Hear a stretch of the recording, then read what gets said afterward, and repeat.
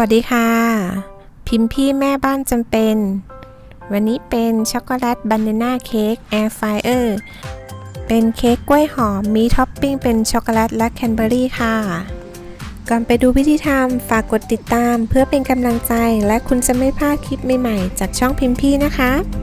ส่วนผสมอยู่ใต้คลิปไปดูวิธีทำกันได้เลยค่ะ